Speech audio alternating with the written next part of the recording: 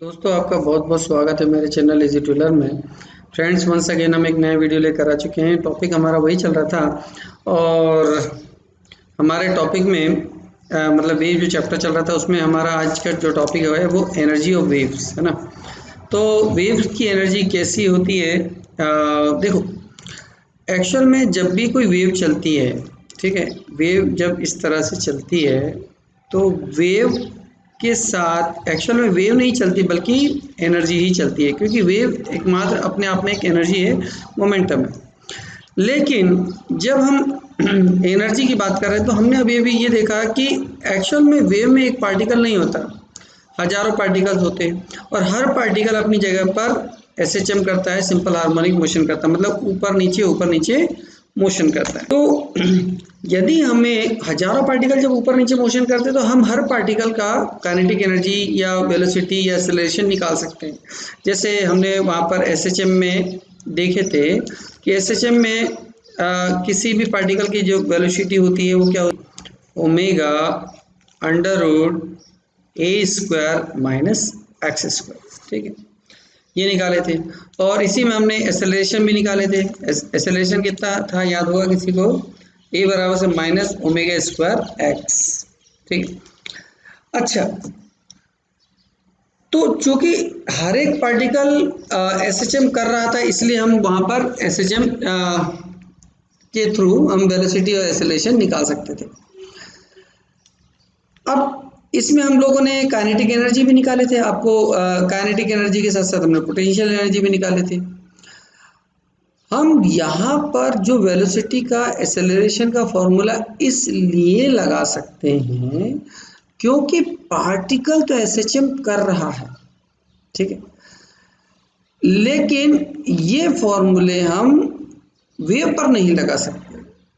देखो, इसमें हमने काइनेटिक एनर्जी भी निकाले थे और पोटेंशियल एनर्जी भी निकाले थे, ठीक है। अच्छा, उसका ग्राफ इस तरह से बनता है। देखो, यहाँ पर ये एक जैसे मान लेते हैं कि ये एक एक्सट्रीम पोजीशन है, ठीक है, ये एक मीन पोजीशन है। ये एक्सट्रीम पोजीशन में प्लस से मान लो और यहाँ पर माइनस से मान लो, ठीक है, एक्सट्रीम पोजीशन है इस तरह से। अब यहाँ पर आपको पता है कि एक्सट्रीम पोजीशन पर काइनेटिक एनर्जी जीरो होती थी दोनों तरफ, और बीच में जो थी काइनेटिक एनर्जी का ग्राफ इस तरह से बनता था, क्योंकि एक्सट्रीम पर तो ये जीरो होती थी और मीन पोजीशन पर काइनेटिक एनर्जी हाईएस्ट होती थी, ये, ठीक है। तो यहाँ पर ये काइनेटिक एनर्जी, ठीक है, एक्सट्रीम पोजीशन पर जीरो होती थी क्योंकि वेलोसिटी जीरो होती थी। अच्छा, पर ऐसे ही एक ग्राफ किसका बनता था? पोटेंशियल एनर्जी का। पोटेंशियल एनर्जी में क्या रहता था कि यहाँ पर एक्सट्रीम पोजीशन पर पोटेंशियल एनर्जी हाईएस्ट रहती थी, ठीक है, और मीन पोजीशन पर कम होती थी। अच्छा, हमने इसका जब क्या निकाले थे, हमने इन दोनों की टोटल एनर्जी निकाले थे। ये वाली जो है ये आपकी पोटेंशियल एनर्जी, ठीक है, और हमने साथ ही साथ इसकी आपकी क्या निकाले थे, इसकी टोटल एनर्जी। और जब टोटल एनर्जी निकालते हैं तो टोटल एनर्जी आपको पता होगा, टोटल एनर्जी जो होती है किसी भी पार्टिकल की यानी एसएचएम की, वो कितनी होती है? कांस्टेंट होती है, यानी total energy is constant, constant रहती थी, है ना। जहाँ पर काइनेटिक एनर्जी जीरो वहाँ पर पोटेंशियल जाता है, जहाँ पर काइनेटिक एनर्जी जीरो वहाँ पोटेंशियल कम, मतलब ठीक है, दोनों एक दूसरे का जो सम आता था वो कांस्टेंट आता था। लेकिन ये बात हम वेव पर अप्लाई नहीं कर सकते। मतलब total energy of wave is not constant, ये कांस्टेंट नहीं होती, बट वेरिएबल, ये लगातार क्या होती रहती है? बदलती रहती है, ठीक है, ये ध्यान देना, ये बदलती रहती है। क्यों? क्योंकि वेव एक प्रकार की एनर्जी है, तो हर पार्टिकल की यहाँ पर एनर्जी सेम नहीं हो सकती, ठीक है, ये ध्यान देना। और ऐसा भी नहीं है कि जहाँ पर काइनेटिक एनर्जी जीरो होगी वहाँ पोटेंशियल हाई होगी, जहाँ पर काइनेटिक एनर्जी हाईएस्ट होगी वहाँ पोटेंशियल जीरो होगी, ऐसा भी नहीं है। बल्कि यहाँ पर होगा यदि काइनेटिक एनर्जी और पोटेंशियल एनर्जी दोनों एक साथ अप और एक साथ डाउन होती है। यदि काइनेटिक एनर्जी ज़्यादा तो पोटेंशियल एनर्जी भी ज़्यादा, काइनेटिक एनर्जी कम तो पोटेंशियल एनर्जी भी कम होती है। ठीक है, तो ये वेव की एनर्जी में होता है।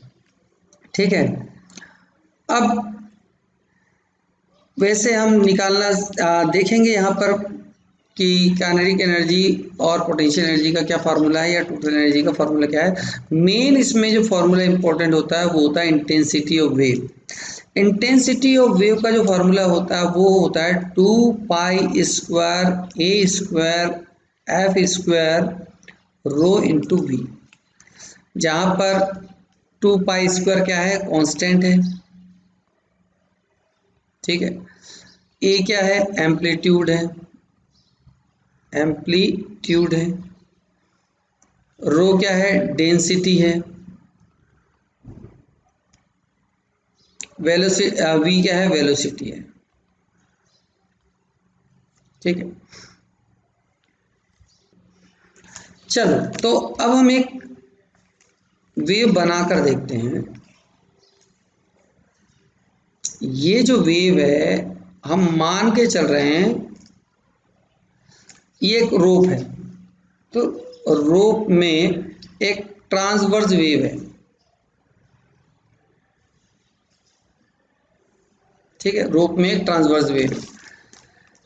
तो एक इसका छोटा सा पार्टिकल, देखो जितनी भी वेव है ना उसको हम लोग बड़ी, उसकी एम्पलीट्यूड को हम बड़ा नहीं मान सकते। उसकी जो ऑस्किलेशंस है, ऑस्किलेशंस हमेशा कैसे होने चाहिए, छोटे होने चाहिए, तभी ये फॉर्मूले एप्लीकेबल होते हैं ना। Oscillation must be consider small, small इसको कंसीडर करते हैं। ठीक है, तो एक छोटा सा हम यहाँ पर मान लेते हैं डीएल लेंथ का एक छोटा सा पल्स है, पार्ट है। ठीक है, लेंथ उसकी कितनी, डीएल।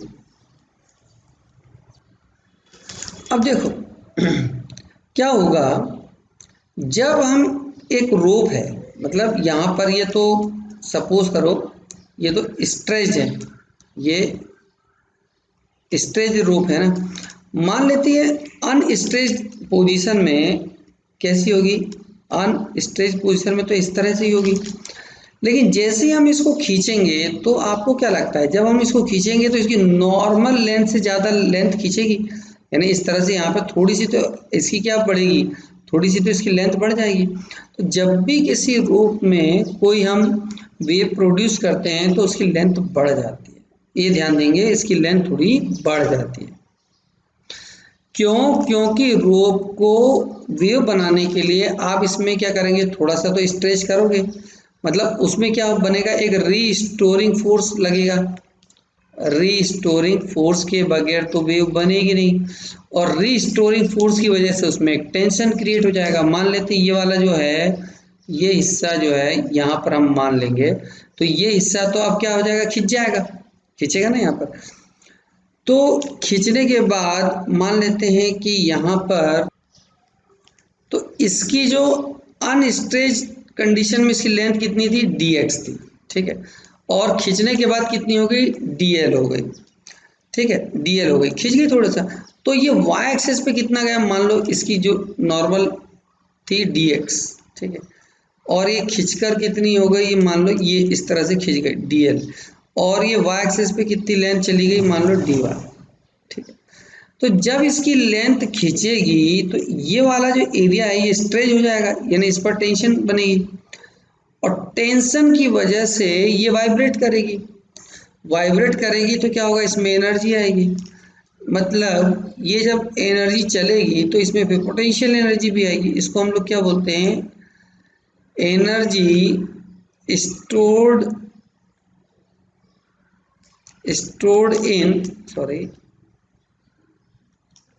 स्टोर्ड इन वायर और स्प्रिंग, इसको हम लोग, ये जो एनर्जी है ये पोटेंशियल एनर्जी भी होगी।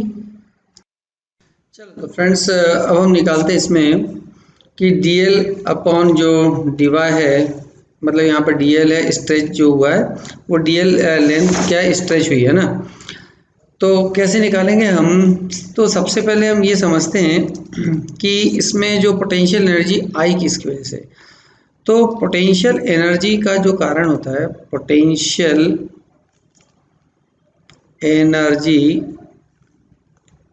Is due to tension, is due to tension, क्योंकि टेंशन की वजह से ही तो पोटेंशियल एनर्जी क्रिएट होती है। क्योंकि टेंशन जो रहता है, टेंशन कुछ वर्क करता है और यही वर्क जो है वो पोटेंशियल एनर्जी के फॉर्म में स्टोर हो जाता है। टेंशन वर्क इज स्टोर्ड, ठीक है, स्टोर हो जाता है। तो मतलब कितना वर्क करता है ना, तो हम जो पोटेंशियल एनर्जी जो स्टोर करता है उसको हम लोग एक माइनर एनर्जी है, इसलिए हम लोग इसको क्या मानते हैं, एक स्मॉल एनर्जी डी यू मान लेते हैं, ठीक है। तो मतलब ये स्मॉल एनर्जी है डी। तो वर्क का ये फॉर्मूला क्या है, ये किसकी वजह से हुआ, टेंशन की वजह से। तो वर्क के बराबर होगी ना, ये जो जितना वर्क होगा उतनी पोटेंशियल एनर्जी होगी। तो कितना वर्क किया गया, तो वर्क का फॉर्मूला क्या होता है, फोर्स इनटू डिस्प्लेसमेंट। तो फोर्स इसमें क्या लगा, टेंशन, और डिस्प्लेसमेंट, अब यहाँ पर डिस्प्लेसमेंट कितना होगा हमें ये पता लगाना है, ठीक है, डिस्प्लेसमेंट। तो डिस्प्लेसमेंट देखो, इसकी ओरिजिनल लेंथ कितनी थी dx, और बढ़ कितनी गई, कितनी हुई dl। तो इसकी जो डिस्प्लेसमेंट हुई t मल्टीप्लाई, मतलब यहाँ पर डिस्प्लेसमेंट हुई, पहले बढ़कर हो गई dl, पहले थी dx, तो ये डिस्प्लेसमेंट हो गया dl minus dx, dl minus this dx, ठीक है। तो ये हो गया हमारा dl माइनस dx, ये डिस्प्लेसमेंट हो गया, ठीक। चलो मैं स्लाइड बदल देता हूँ क्योंकि थोड़ा बड़ी स्लाइड है। तो हम दोबारा लिख लेते हैं, हमने क्या लेकर आए थे, du equal to t multiply dl minus dx, ठीक, हो गया। और हमने एक जो ट्रायंगल बनाए थे, ये था आपका dl, ये था आपका dy और ये था आपका dx, ठीक। अच्छा, यहाँ पर हम एक राइट एंगल ट्रायंगल है तो यहाँ पर पाइथागोरस थ्योरम लगा सकते हैं। तो dl square is equal to क्या मिलेगा आपको, dy square plus dx square. तो यहाँ से हम dl की वैल्यू क्या निकाल सकते हैं, under root dy square plus dx square. तो यहाँ पर हम dl की वैल्यू क्या लिख सकते हैं, under root dy square minus dx square minus dx। अब हम इन दोनों टर्म्स में से dx को कॉमन कर सकते, सॉरी प्लस, तो यहाँ से हम dx को कॉमन कर सकते हैं। तो ये अंडर रूट है तो dx बनकर बाहर निकलेगा, तो t इंटू dx, तो ये बन गया 1 प्लस dy बाय dx का होल स्क्वायर माइनस 1। ये किसके बराबर है, du के बराबर है। ये dx को हम इसके अपॉन में भी कर सकते हैं, तो du अपॉन dx बराबर से t। अब बचा आपका 1 प्लस dy बाय dx का होल स्क्वायर माइनस 1। अच्छा, एक बात याद रखिए कि dy बाय dx एक स्मॉल वैल्यू है, dy by dx is a small value, is a small value, क्योंकि ज़्यादा तो हमने वे भी बड़ी कंसीडर नहीं किए थे। तो इसको मतलब हमें कि यहाँ पर हम लोग क्या लगा सकते हैं, बायनोमियल थ्योरम लगा सकते हैं, बायनोमियल थ्योरम। तो बायनोमियल थ्योरम यदि हम लगाते हैं तो बायनोमियल थ्योरम क्या होता है, 1 plus x to the power n is equal to होता है 1 प्लस एन एक्स, ठीक है। तो t यहाँ पर क्या निकलेगा, ये जो पावर 1/2 है ना, तो पावर 1/2 मल्टीप्लाई हो जाएगी, तो 1/2 dy बाय dx का होल स्क्वायर माइनस 1। ये 1 से ये 1 कट गया, तो आपके पास क्या आया, t dy बाय dx का होल स्क्वायर डिवाइड बाय 2। ये सब किसके बराबर है, du बाय dx के बराबर का whole square.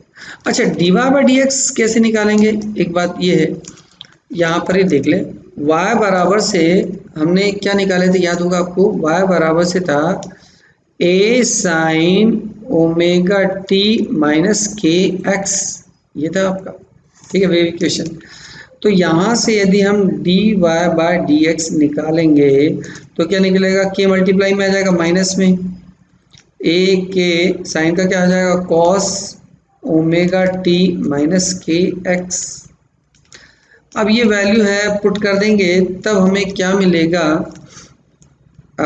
D u by d x बराबर टी बाय टू, अब स्क्वायर करके रखना आपको, तो ए स्क्वायर के square cos square omega T minus के एक्स, ठीक। अच्छा, एक बात आपने देखे थे हमने ये निकाले थे कि वेलोसिटी का फॉर्मूला क्या होता है। वेलोसिटी का फॉर्मूला आपको याद होगा, वेलोसिटी का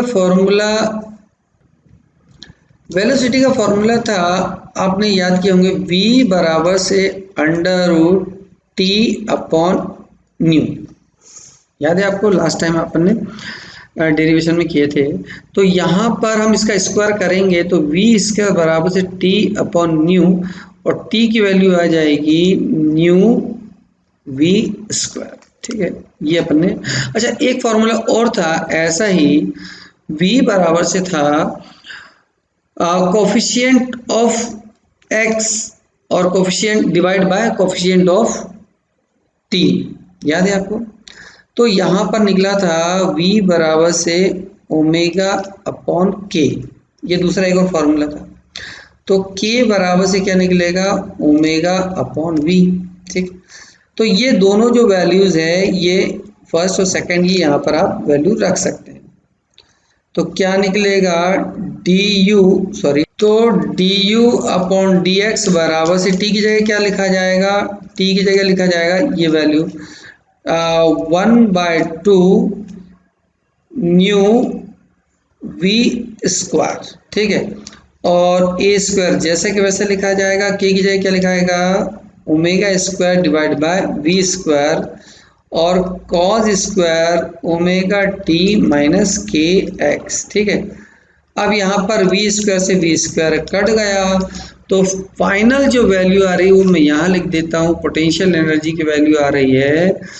तो ये potential energy per unit length आ रही है, क्योंकि डिवाइड बाय एक्स है, ध्यान देना एक्स एक डिस्टेंस है, तो आ रही है वैल्यू यहाँ पर new A square omega square divide by 2 cos square omega T minus के एक्स, ये वैल्यू आई आपकी, ठीक है। D you upon D x mu A square omega square upon 2 cos square omega T minus के x. चलिए मैं दोबारा लिख देता हूँ यहाँ पर क्या वैल्यू आपने लेकर आए, D you upon D x बराबर से आपने लेकर आए यहाँ पर new A square omega square divide by 2 cos omega T minus के एक्स, ठीक। ये आपकी निकल गई क्या, potential energy per unit length, ठीक है, पीई। अब हमें देखना है इसकी काइनेटिक एनर्जी कितनी होगी, ठीक है। अच्छा, एक बात मैंने आपको बोला भी था कि पोटेंशियल एनर्जी वेरी करती है, देखो ये टी पर और एक्स पर दोनों पर डिपेंड कर रही है ना, टाइम और एक्स बदल जाने पर पोटेंशियल एनर्जी बदल जाती है, ठीक। अब अपने को निकालना है काइनेटिक एनर्जी, ठीक है। तो काइनेटिक एनर्जी कैसे निकालेंगे, काइनेटिक एनर्जी के ई बराबर से होता है हाफ एम बी स्क्वायर होता है। तो हाफ एम बी स्क्वायर की जगह यहाँ पर तो छोटा सा पार्ट ले रहे हैं अपन, उसकी हमने मास मान लो डी एम, स्ट्रिंग का छोटा सा पार्ट है, उसका मास कितना मान लिया हमने, डी एम, ठीक है, हाफ एम। अब यहाँ पर क्या था, वी स्क्वायर यानी पार्टिकल, क्योंकि एनर्जी जो मूवमेंट है वो तो पार्टिकल कर रहा है, तो पार्टिकल वेलोसिटी का होल स्क्वायर, ठीक है।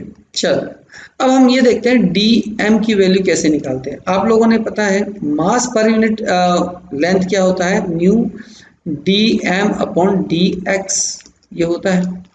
तो dm की वैल्यू यहाँ पर क्या निकलेगी, dm बराबर से निकलेगी म्यू इंटू डी एक्स, यहाँ रख दूँ। तो काइनेटिक एनर्जी यहाँ पर निकलेगी, काइनेटिक एनर्जी निकल गई यहाँ पर, इसको हम मान लेते डीई मान लेते, ठीक है, इसको डीई मान लेते। तो ये आ जाएगी 1/2 डीएम की जगह रख रहे हैं म्यू इंटू डी एक्स, और ये हो गया वीपी का स्क्वायर। अच्छा, वेलोसिटी कैसे निकलेगी, v जो है वो कैसे निकलेगी, v एक्चुअल में y बराबर से क्या होता है, a sine omega T minus के एक्स ये होता है।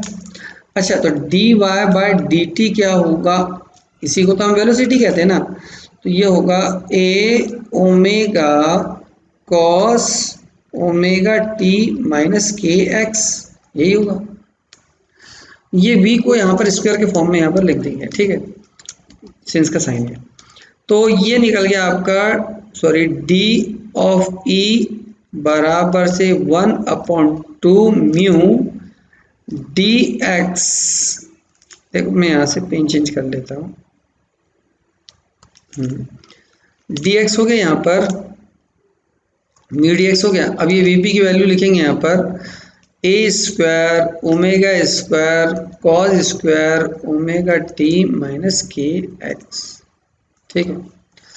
ये डी एक्स को हम अपॉन में भी ला सकते हैं, डी के बटे में, तो डी ई बटे डी एक्स बराबर से क्या बचेगा, म्यू ए square omega square cos square omega T minus के एक्स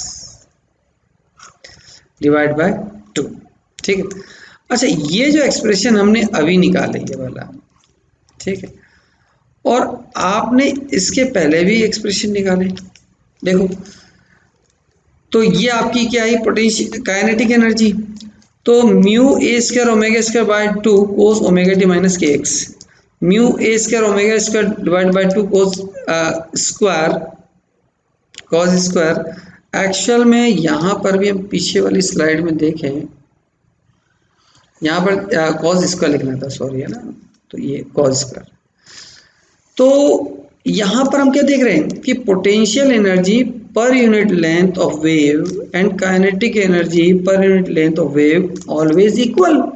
ये दोनों इक्वल निकलती है और ये इन फेज चलती है, साथ ही साथ चलती है।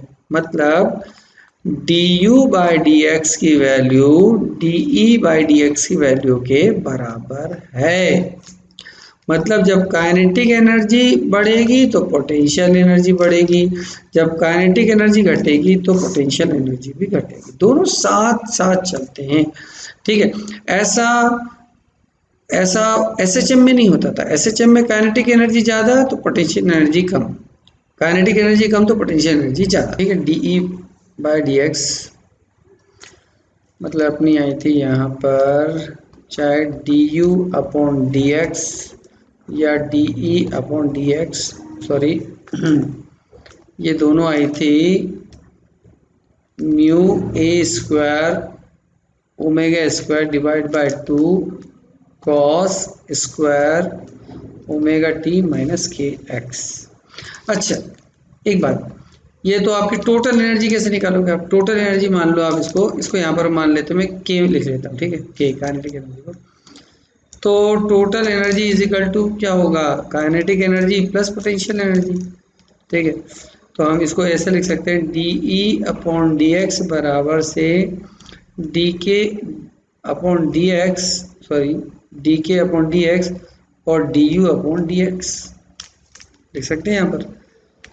तो यदि हम इन दोनों एनर्जी को एक साथ ऐड करेंगे तो क्या मिलेगा, D E upon D x बराबर से न्यू ए स्क्वायर के new A square omega square divide by 2 cos square omega T minus के एक्स, ठीक है, plus mu A square omega square divide by 2 cos square omega T minus के x. मतलब ये है कि दोनों एनर्जी बराबर है, तो ये हाफ हाफ है, तो दोनों को जोड़ेंगे तो हाफ हट जाएगा। तो म्यू ए square omega square cos square omega T minus के एक्स। ठीक है, ये आपका आया डी अपॉन डी एक्स, यानी total energy per unit length आ गई आपकी म्यू ए square omega square cos square omega T minus के एक्स। ठीक, ये है एनर्जी। अच्छा, एक बात मैं आपको बोल रहा था कि दोनों एनर्जी साथ साथ चलती है। देखो सपोज करो कि ये हमने एक एनर्जी, एक वेवलेंथ बनाया, एक वेव बनाया, यहाँ पर देखो ये वाला जो पॉइंट है इसको हम लोग ए मान लेते हैं, और इसको मैं दूसरे कलर से दिखाऊं, और एक ये वाला पॉइंट हम मानते हैं, ये वाला, इसको हम लोग पॉइंट बी मानते हैं। देखो ये जो है यहाँ पर, देखो यहाँ पर जो रोप है वो बहुत कम खिंचावट है इसमें, और यहाँ पर देखो कितनी ज़्यादा मैक्सिमम खिंचावट है ना। तो एक रोप का एक हिस्सा यहाँ पर पैरेलल है लगभग, और एक हिस्सा लगभग यहाँ पर कितना एकदम स्ट्रेच है। तो यहाँ पर मिनिमम स्ट्रेच है, यहाँ पर क्या है, स्ट्रेच जो है ये मिनिमम है, कम से कम है, और यहाँ पर जो स्ट्रेच है वो कैसा है, मैक्सिमम है। स्ट्रेच कैसा है यहाँ पर, मैक्सिमम। जब स्ट्रेच मिनिमम होता है तो इसका मतलब है कि यहाँ पर पोटेंशियल एनर्जी भी क्या होगी, मिनिमम होगी। यहाँ स्ट्रेच मैक्सिमम, इसका मतलब यहाँ पर पोटेंशियल एनर्जी भी क्या होगी, मैक्सिमम होगी। अच्छा, ये चूंकि एक्सट्रीम पोजीशन है, तो एक्सट्रीम पोजीशन पर काइनेटिक एनर्जी क्या होती है, मिनिमम होती है, यानी जीरो होती है। और ये मीन पोजीशन है, तो मीन पोजीशन पर काइनेटिक एनर्जी क्या होती है, मैक्सिमम होती है। ये वही बोला था मैंने यहाँ पर कि फिर से देखो, इस पोजीशन में यहाँ पर आपका पीई और केई दोनों ही यहाँ पर क्या है, मिनिमम, और ये वाली जो पोजीशन है मीन पोजीशन है, तो यहाँ पर पीई और केई दोनों ही कैसा है, मैक्सिमम। अच्छा, यहाँ पर दोनों मीन पोजीशन पर मिनिमम हो जाते हैं और एक्सट्रीम पर दोनों मैक्सिमम हो जाते हैं। अच्छा, मान लेते हैं कि ये जब एनर्जी यहाँ से चल रही है तो टोटल एनर्जी मान लो कि 100 जूल है। तो एक्सट्रीम पर आकर देखो, यहाँ पर एक्सट्रीम पर आकर ये 0 हो गई, मीन पोजीशन पर आकर 100 हो गई, एक्सट्रीम पर आकर फिर 0 हो गई, और मीन पोजीशन पर आकर फिर से 100 हो गई। ठीक है, तो देखो ये वेरी कर रही है ना, मतलब कि एनर्जी जो है इसमें वेरिएबल है, वेरी कर रही है। ठीक है, एनर्जी वेरी करती है। ये देखो, ये वाली जो आपकी 100 एनर्जी है, अभी यहाँ 0 है, बीच में आकर फिर 100 हो जाएगी, फिर ये वाली जो एनर्जी है ये यहाँ पर, ये फिर ऊपर जाएगी, फिर 0 हो जाएगी। मतलब ये इस तरह से 100 100 100 फिर ये आगे चली जाएगी। मतलब इस तरह से जो एनर्जी है वो, देखिए किस तरह से एनर्जी जो है वो आगे बढ़ती जाती है। हम देखते हैं इसमें पावर कितनी होती है वेव में। ठीक है, अब हम निकालते हैं power of wave. Power actual में है क्या, पावर इज इक्वल टू क्या होता है, work upon time, work upon time, यही होगा। तो वर्क अपॉन टाइम या work done per unit time is called power. तो वर्क को हम लोग क्या बोल सकते हैं, एनर्जी।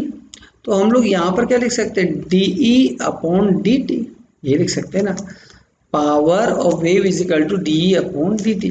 अच्छा, ई आपके पास था क्या, आपने एनर्जी, टोटल एनर्जी लेकर आए थे ना, आपने जो टोटल एनर्जी लेकर आए थे म्यू ए square omega square cos square omega T minus के एक्स, यही लेकर आए थे आपने। ठीक है, अब यदि आप इसको ध्यान देना, आपने जबकि ये लेकर आए थे डी अपॉन डी एक्स था आपका, ठीक है, ये लेकर आए थे, और आपको चाहिए यहाँ पर डी अपॉन डी टी। तो पावर निकालने के लिए हम मान लेते हैं हमने dx का डिवाइड किया और dx का मल्टीप्लाई किया।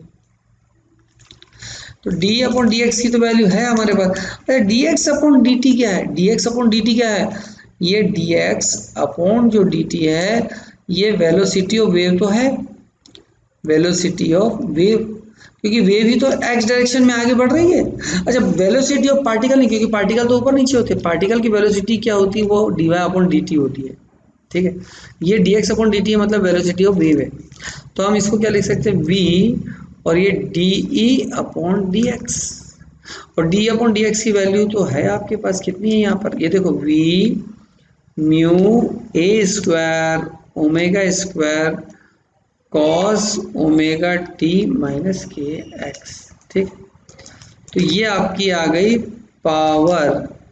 ठीक है, तो इस तरह से हम यहाँ पर पावर निकाल सकते हैं। ठीक है, लेकिन एक बात ध्यान देना, ये इंस्टेंटेनियस पावर है, यानी ये बदल रही है हर जगह, क्योंकि टी और एक्स के साथ अभी हमने ये इंस्टेंटेनियस पावर निकाल लिया। अब मैं आपको ये बताना चाह रहा था कि देखो जैसे कि कोई वेव है हमारे पास, ये वेव है, तो इसमें क्या था, एक्सट्रीम पोजिशन पर पावर कम थी, मीन पोजिशन पर पावर ज़्यादा थी, तो इसका मतलब पावर भी वेरी कर रही है। तो अब हम लोग इसमें एवरेज पावर किससे पता करेंगे, अब हमें निकालना है एवरेज पावर। ठीक है, तो एवरेज पावर कैसे निकालेंगे, तो एवरेज पावर निकालने के लिए देखो एक फॉर्मूला रहता है, यानी पी एवरेज बराबर से integration of P into D T divide by integration of D T, और इसको इंटीग्रेशन करना है 0 to t 0 to t। एक ये फॉर्मूला हो सकता है। ये ऐसा हम लोग करंट में भी निकाल सकते थे, जैसे एवरेज करंट निकालना रहता तो 0 to t I into D T यानी और divide by 0 to t into D T. ठीक है, किसी का भी आप ऐसा निकाल सकते थे, चाहे यहाँ पर आपको करंट का ही एवरेज क्यों ना निकालना पड़े। ठीक है, अच्छा इसका एक और जो था, एक और शॉर्टकट भी आइडिया रहता है। आप लोगों ने अभी जो इंस्टेंटेनियस पावर लाए थे वो क्या लाए थे, पावर बराबर से A square omega square mu V cos square omega T minus के एक्स, ये आपने अभी लेकर आए। ठीक है, अब इसमें देखो ए कांस्टेंट है, ओमेगा कांस्टेंट है, म्यू कांस्टेंट है, वी कांस्टेंट है। ठीक है, कॉस वेरी करता है बस। तो देखो कॉस का जो मैक्सिमम वैल्यू होती है, कॉस थीटा की जो मैक्सिमम वैल्यू होती है वो कितनी होती है, -1 और से +1 के बीच में जो होता है, तो इसकी जो एवरेज वैल्यू कितनी होती है, 0। याद रखना है, कॉस की जो एवरेज वैल्यू होती है 0, मैक्सिमम होती है +1 और मिनिमम होती है -1 और दोनों का एवरेज 0। ऐसे ही साइन थीटा की भी जो एवरेज वैल्यू होती है वो कितनी आती है, 0, क्योंकि +1 -1 होती है। लेकिन कॉस स्क्वायर थीटा या साइन स्क्वायर थीटा, इसकी जो एवरेज वैल्यू निकलती है वो निकलती है 1/2। कितनी निकलती है, 1/2। मतलब देखो इसकी मिनिमम वैल्यू कितनी होती है, मान लो कि 0, और इसकी मैक्सिमम वैल्यू होती जो भी होगी x होगी, तो इसका एवरेज कैसे निकलेगा, minimum plus maximum divide by average का फॉर्मूला क्या रहता है, 0 यानी मिनिमम और हाईएस्ट मान लो x मान लो डिवाइड बाय 2। ठीक है, तो भी क्या निकलता है, ये x/2 ही निकलेगा। तो P एवरेज का जो फॉर्मूला बनेगा वो बनेगा A square omega square mu V और कॉस स्क्वायर की जगह हम लोग लिख सकते हैं डिवाइड बाय 2। तो ये P एवरेज का फॉर्मूला निकलेगा। ठीक है, एवरेज फॉर्मूला, पावर का एवरेज। चलिए अब एक लास्ट इसका पार्ट देखते हैं, वो देखते हैं इसमें इंटेंसिटी क्या है। ठीक है, इंटेंसिटी का फॉर्मूला मैंने आपको इस वीडियो के शुरू में भी बताया था। इंटेंसिटी का फॉर्मूला आपको याद होगा, तो I बराबर से होता है a square 2 square f square v into rho. ठीक है, ये मैंने आपको बताया था। चलिए अब इसको अपने को प्रूव करना है। तो इंटेंसिटी एक्चुअल में होती क्या है, इंटेंसिटी होती है, हमेशा याद कर लें, energy per unit area per unit time. ठीक है, एनर्जी का फॉर्मूला होता है, एनर्जी मतलब समझ लो कि कोई यहाँ पर लाइट चल रही है, इसके परपेंडिकुलर एक छोटा सा एरिया लेना है, वो एरिया पर यूनिट मान लो, पर यूनिट परपेंडिकुलर एक एरिया लेना है, ये यूनिट एरिया, ये कितना एरिया है, यूनिट एरिया है।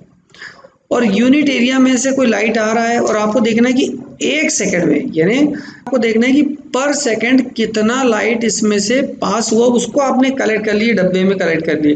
तो ये जो लाइट आया है इसको हम लोग बोलेंगे इंटेंसिटी। इंटेंसिटी का मतलब होता है सामने से कितना लाइट पर यूनिट एरिया और पर यूनिट सेकंड में या पर यूनिट टाइम में कितना लाइट आया, वो जो एनर्जी है उसको हम लोग कहते हैं इंटेंसिटी। ठीक है, तो क्लियर है। जैसे मान लो कोई वाटर फ्लो कर रहा है, तो हमने वहां पर एक रिंग लगा दी है यूनिट एरिया की, और हमने देखी 1 सेकंड में कितना पानी फ्लो हुआ, एक डब्बे में कलेक्ट कर लिया, वो होगी उसकी इंटेंसिटी। ठीक है, तो इंटेंसिटी का ये फॉर्मूला कैसे निकालेंगे? इंटेंसिटी निकालने के लिए क्या है, ये d/dt, ये क्या है वर्क अपॉन टाइम ही तो है, मतलब इसको पावर ही तो बोलेंगे। तो ये हो गई आपकी एवरेज पावर बाय एरिया। ठीक है, तो आपने अभी एवरेज पावर का वैल्यू तो लाए थे, क्या लाए थे आपने? A square omega square mu into V, sorry mu into V लाए थे, डिवाइड बाय 2, और ये क्या था आपका एरिया। ठीक है, ये लेकर आए। अच्छा, अब एरिया कैसे निकालेंगे? एरिया मान लो वो रोप है, रोप से ही तो आपकी एनर्जी जा रही थी, तो ये मान लो इसकी लेंथ को हमने कितना मान लिए, एल मान लिए, और इसकी मास क्या है, एम है। ठीक है, अब हमें इसका जो मास पर यूनिट लेंथ कितना आया था, म्यू बराबर कितना था, एम बाय एल। ठीक है, तो यहाँ पर हम क्या रखते हैं, देखो A square omega square V 2 multiply by area. अब यहाँ पर म्यू की जगह हम क्या लिख सकते हैं, एम बाय एल। ठीक है, अच्छा ये एरिया इंटू एल क्या होता है आपको याद होगा, ये वॉल्यूम का फॉर्मूला है। वॉल्यूम बराबर से होता है एरिया मल्टीप्लाई बाय लेंथ, ये वॉल्यूम ही तो होता है। ठीक है, तो ये हो गया आपका ए इसका, ये एम्पलीट्यूड है, ये omega square volume mass divide by 2 into ये क्या हो गया आपका वॉल्यूम।